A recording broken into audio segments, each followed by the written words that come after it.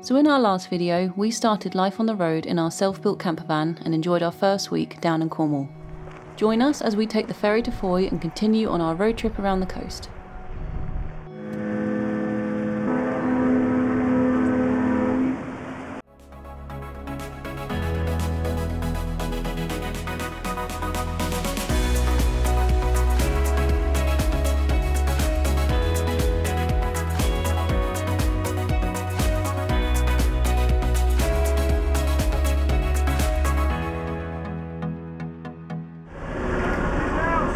Cheers! Thank you. There we go. That was a really nice chap on that ferry. Really cool. And actually it was a lot cheaper than we thought it was going to be. We thought it'd be about £9, £10, but what was it? 5 something. Result. Now we're just going to find somewhere to park. Everyone's parked quite far away from each other, so it's made this a bit awkward. I'm actually stuck. Are you? What am I stuck on? It's just gravel, right? Yeah. So much gravel, basically stuck.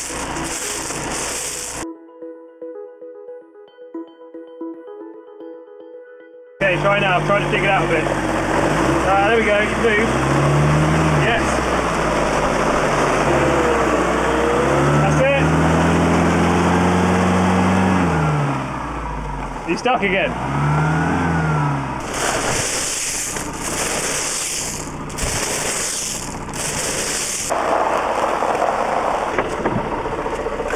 That was interesting. Right, let's not come back into this car park again in a hurry. That actually wasn't really our fault, that one. At least we got out. That's the thing, in a van, just driving and finding a place to park is part of the fun, isn't it? Yeah. Right, I found a much better spot to park up at the top of the hill. So, down into Foy now. We had actually already been into Foy once on this trip, but that time we took the small passenger ferry across. It's a pretty seaside town set in an area of outstanding natural beauty with lots of history, a mixture of old buildings, small alleyways and plenty of shops and cafes. Oh, and one other unmissable place.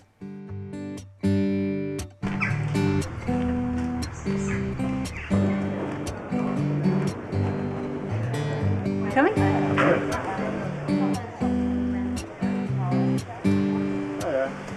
Although it's only a small aquarium, it's still interesting to have a wander around and see the marine life found along the Cornish coast.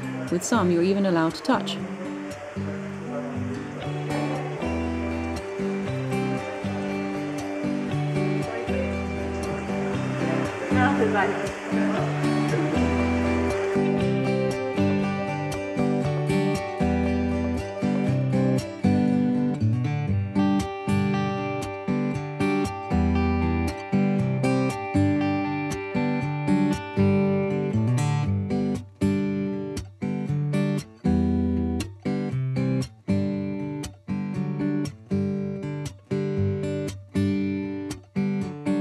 Did you enjoy the aquarium? I did, yes. I always like going to little seaside town, tiny aquariums. I don't know why, it's just nice. It's nice to support it and all the conservation efforts and things. Yeah, exactly. And I like that it's what you'd find in British waters as well, rather than in big fancy aquariums. So. Alright, now I think we need to support a local support our stomachs. They do actually mini Cornish passes here. Oh, perfect.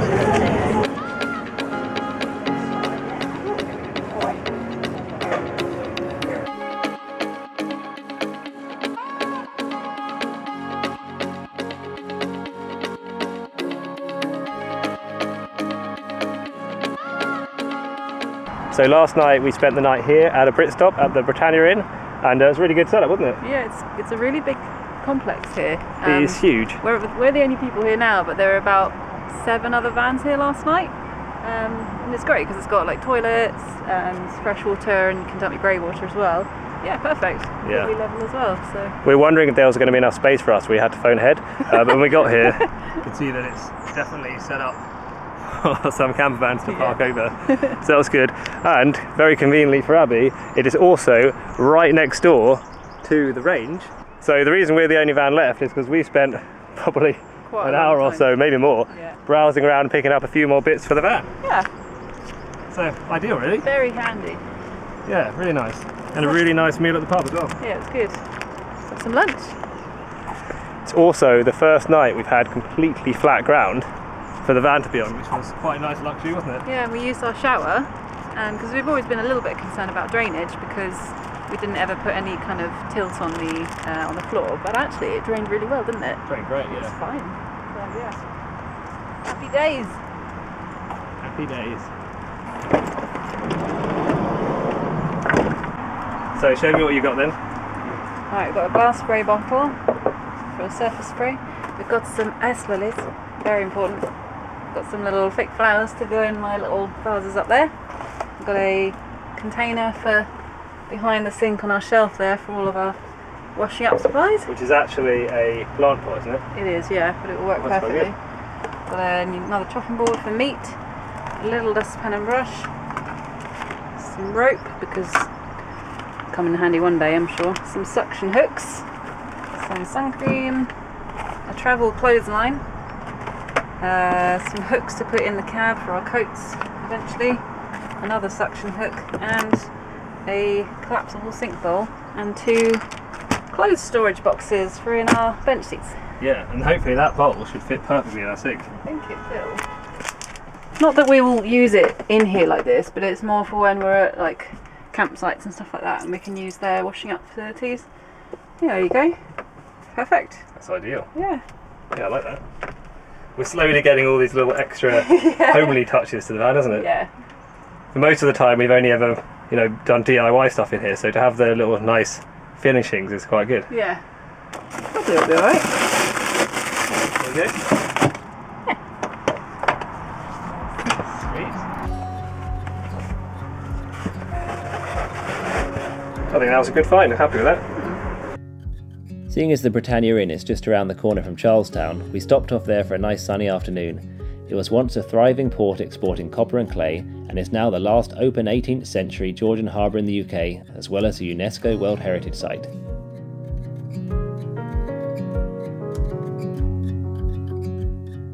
What have you got?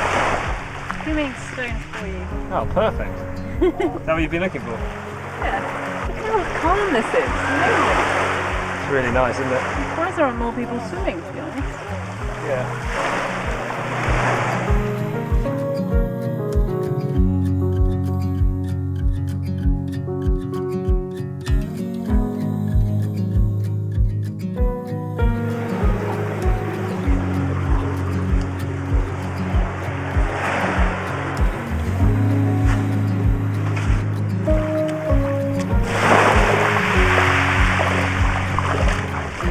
So we spent the afternoon in Charlestown, which is just a place that Abby thought looked nice on the map, so we thought we'd check it out, and actually it's really nice, isn't it? Glad we did. And we're thinking, it looks just like something out of Universal Studios or something. It does, yeah. Some kind of set. We're just having lunch, about to go on a ride. It turns out it has actually been a set for quite a few films and TV shows over the years. Just done our first proper supermarket shop on the road. Got lots of things to put away now. We're going to be stocked for a while, aren't we? Where are we going to put it all? Yeah, we'll go somewhere.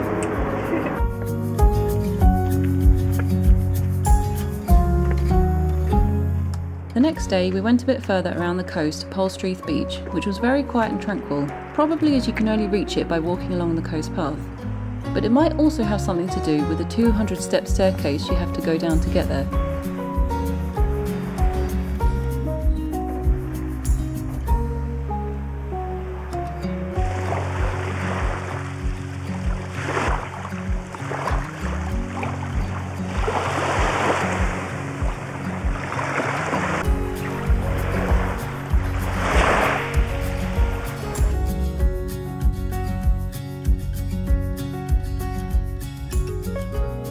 This is the very first test to see whether I can turn on the heater remotely.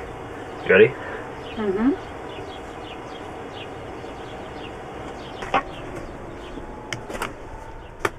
Yep. That is so cool.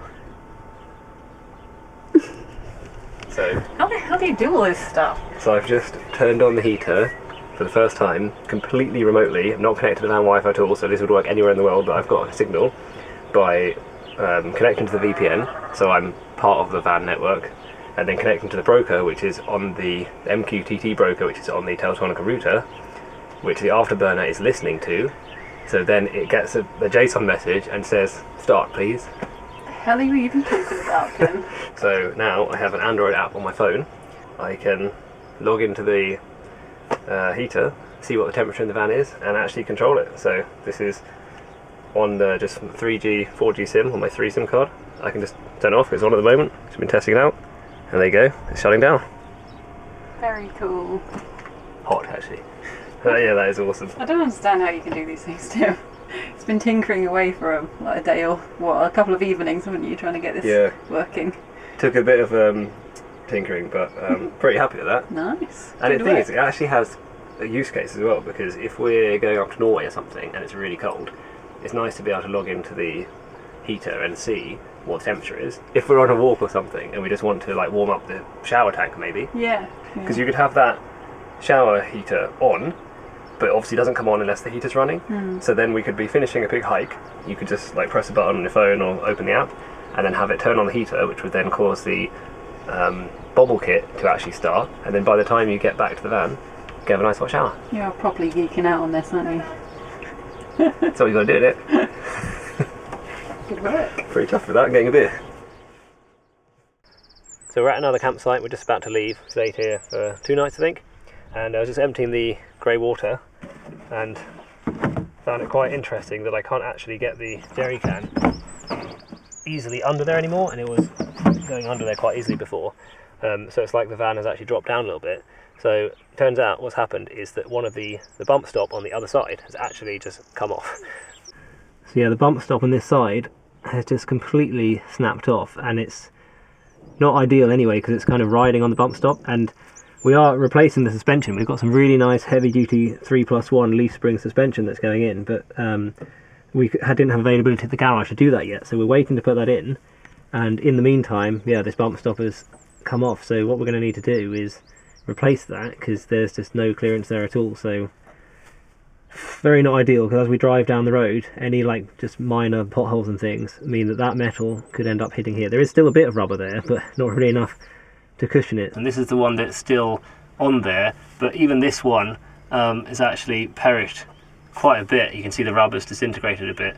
And we've been phoning around garages, yeah, and a lot of them say that they can't do it for, what, another couple of weeks? Yeah, 10 days was the earliest we got. Yeah. There was a very vicious set of speed bumps in Tesco car park the other day. So I wonder if it snapped off then. Possibly. I'm going to have to just limp it around, I think. So here we go.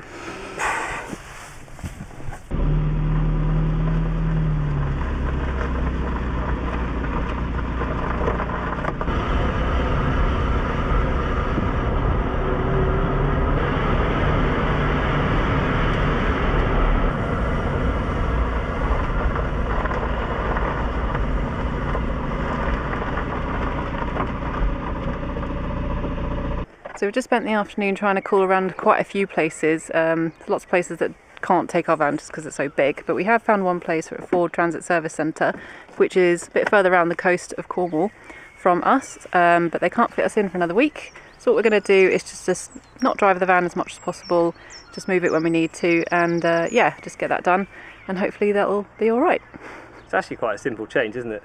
Yeah, it's like, if we had the right tools we could probably do it ourselves, but to be honest, you know, we're in a field right now and it's not level, we only have the one jack and it's not that easy, so we thought it's just easier to get someone else to do it and they'll have all the right tools to lift it and stuff. So just going to have to enjoy some barbecues in the sunshine instead. Yeah, I think so, and we'll get a few odd jobs done around the van and stuff like that anyway, so yeah, it's not a problem. So I think we just had our slopiest night in the van, didn't we? Yeah.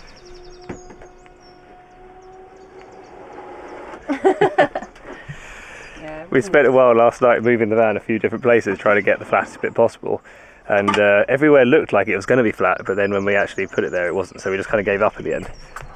So yeah, it wasn't the best night's sleep yesterday, was it? Never mind.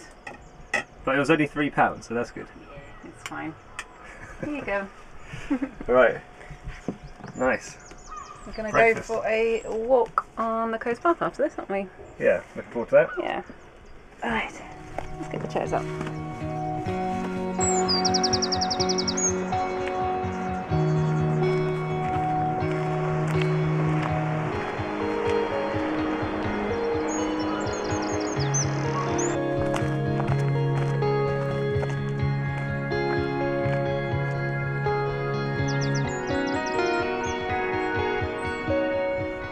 It's actually a lot warmer today than we're expecting. I think we've got about not even a mile into our walk and Abby's had to stop and change her clothes already.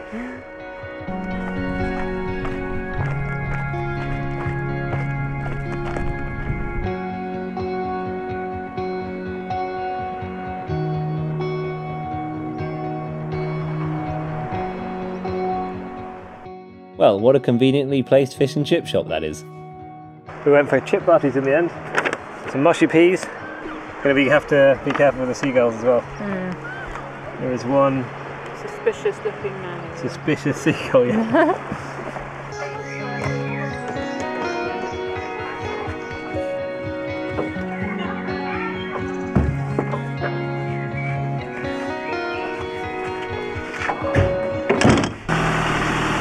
Keep going. And we also found our first drive over grey waste at the next campsite. A little bit more. Right, stop. Yeah, there we go. Oh, much easier than using the jerry can.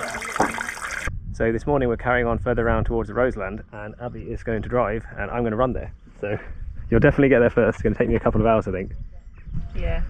So if I'm alright on these narrow lanes with our bump stop as it is on my own, but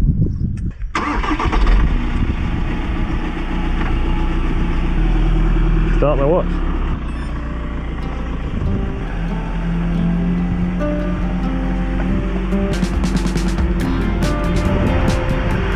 Hey, I'm winning!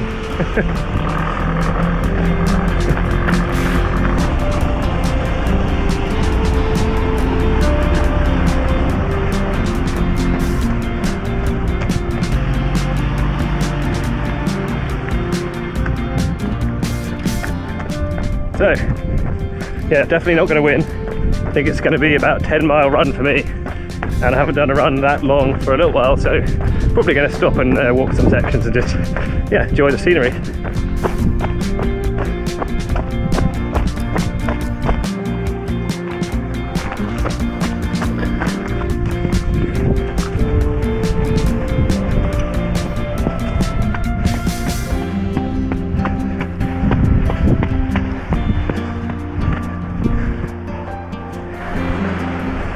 So I've just picked up the coast path, and what's nice is that that bit there is where we were walking just the other day, so I'm just carrying on from the same bit where we left off really.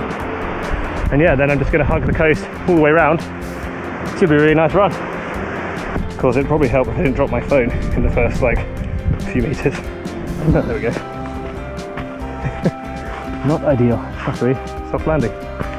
Second time lucky.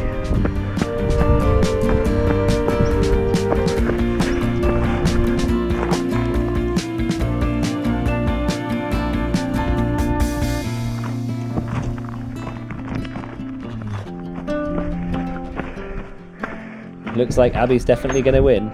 It's pretty handy having that GPS antenna on the roof of the van.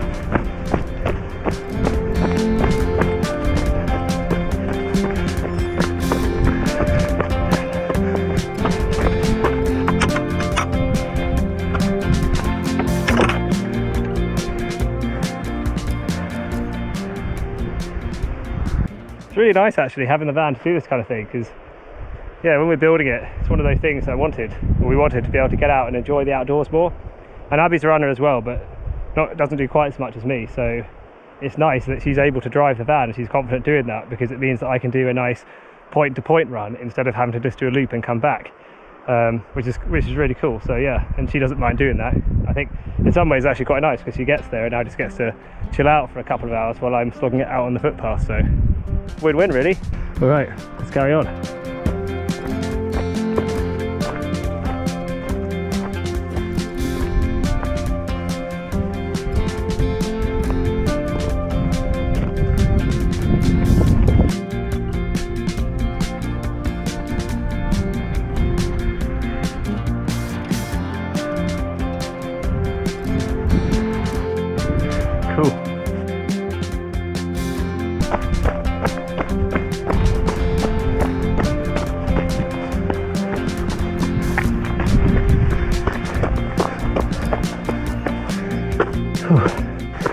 hard work now, and lots of ups and downs.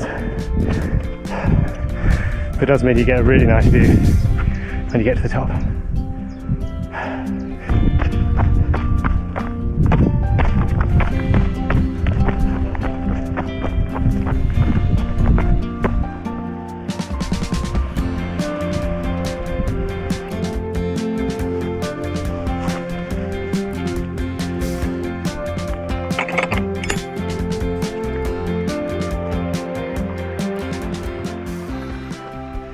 The trail that I'm running on is part of the Southwest Coast Path, and it's amazing to think that it's one continuous trail 630 miles long and all easily waymarked with some stunning views out to sea.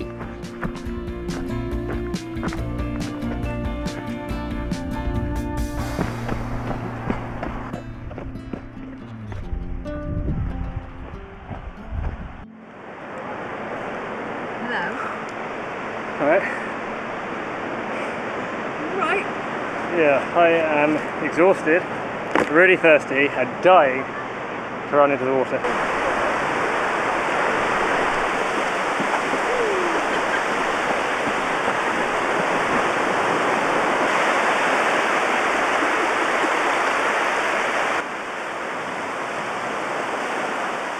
One of the really nice things about going for a run to the beach, whole dip at the end. Definitely doesn't for me. As we carried on around the coast towards Port Scatho, we'd heard that there was a popular cafe on Porthcurnock Beach called the Hidden Hut, so we thought we'd go and check it out for some lunch.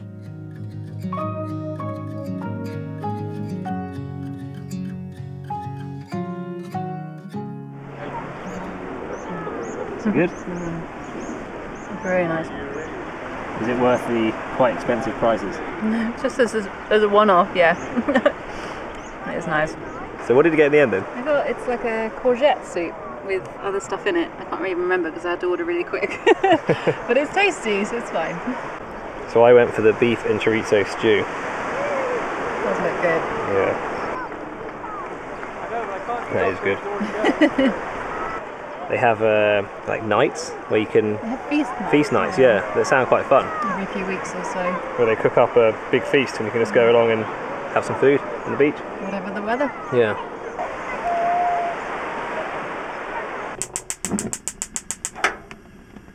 We couldn't really be bothered to make any dinner after that, so we just had some toast. But it did mean we got to try out our grill for the first time. It's quite funky looking at it on, isn't it? Yeah. Does look cool though. Yeah, I think this is the one downside of this oven that people said, is that because the flame is only right in the middle, to grill anything you have to put whatever it is directly in the middle of the thing. Oh, nearly. Ooh, nice. Smells good. Perfect. We're writing in our book, which we're trying to do every week, and taking some pictures with the instant camera that Abby's got as well. So obviously we take loads with cameras and stuff, but this way it's just nice to kind of see it all in one place and get reminded of what you were doing at that time. So we went to Charlestown, Nevergissey, Gorenhaven, the Dodman and Port Scatho. Mostly sort of fishing villages with beaches and a nice walk here and there.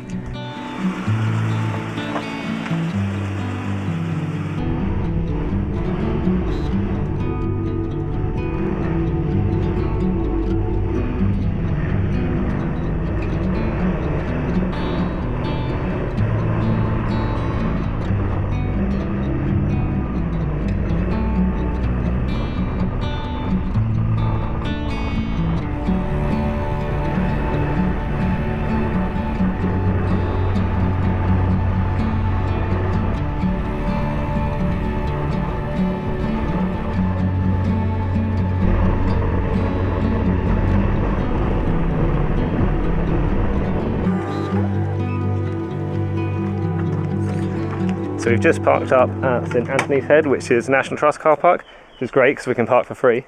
Took us a while last year to realise that buying the membership was actually worth it, because it's, I mean, just here it's £8 a day for the car park, so it actually a few car parks and it starts to pay for itself. And we're going to go for a nice walk, which we did last year as well, didn't we? And then to the Maloonan Beach. Yeah, here. This beach is gorgeous because there were like little boats that were moored up here, and it was so flat and calm. You go for a nice swim there and it looks like the Mediterranean. Yeah. It was lovely. I seem to remember last time we were here, Abby went to the beach and I ran to it, and there was a lighthouse down there which I went and had a look at, which was quite cool. I think it's the one where they filmed Fraggle Rock. Is it that one? Possibly. I've never seen it, so I don't know. Yeah, I think so. I read that somewhere.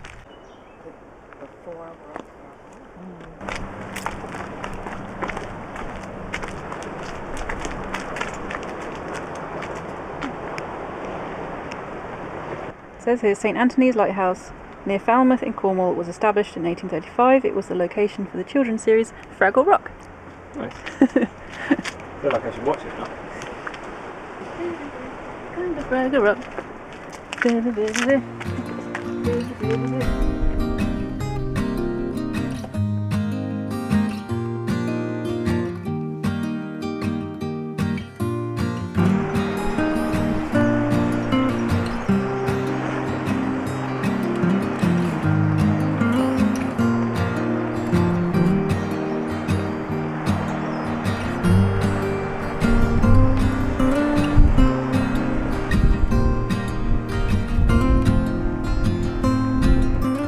So as we're coming around the coast, we can just see St Mawes has just come into view over here, and Falmouth is just over there. That's Pendennis Castle, you can just see on the hill up there.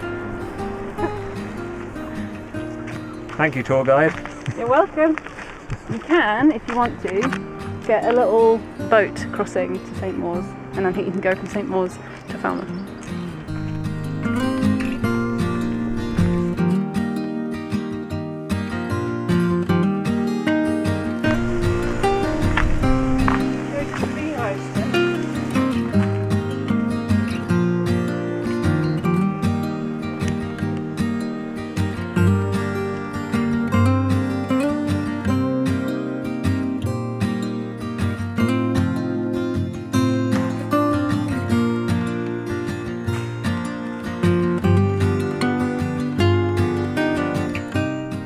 Almost walked past this. It says this is a medieval coffin discovered during church restoration in 1850, recited in the year 2001 by the St Garans and Port Scatho Old Cornwall Society. Interesting. Doesn't look very large, does it? It's got a hole in the middle. That's the escape hatch.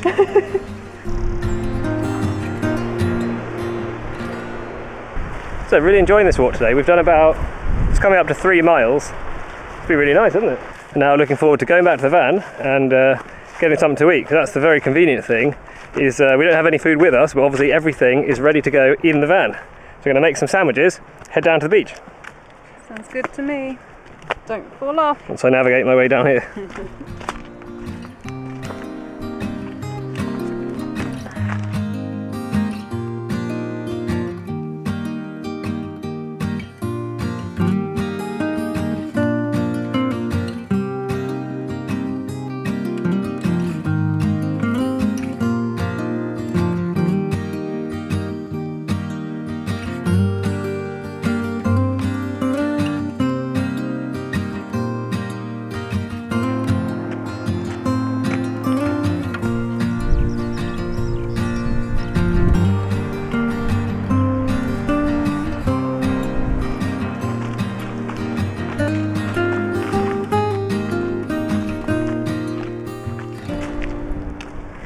So back in the day, St Anthony's Head was where there was a battery, so just here, where there would have been a huge gun. And I think it said it was used until the end of the First World War and then again during the Second World War. Not there today, obviously, but you can see how big it would have been. You've got the degree markings on the ground and then looking out to sea to defend the coastland. Crazy to think about it, really, isn't it? It's just a giant gun just sitting here. Yeah. Like that. And you've got all the things around. There's a cartridge hoist down there, and then over here is the shell hoist. So yeah, it would have been very active back in the day, wouldn't it?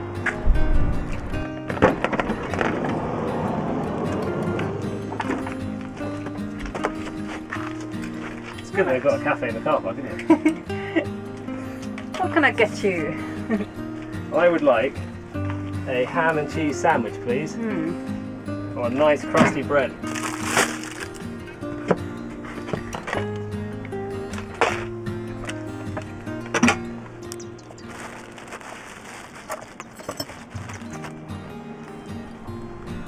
There we go.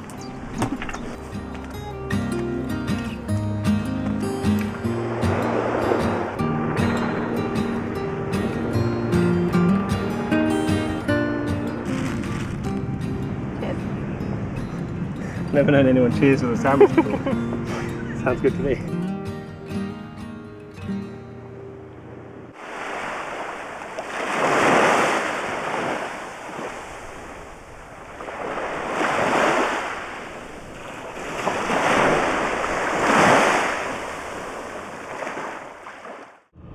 So we hope you've enjoyed our slow meanderings around the coast. After the beach we drove a little further on to our first off-grid park up for the night near Truro, so we'll catch you there next time.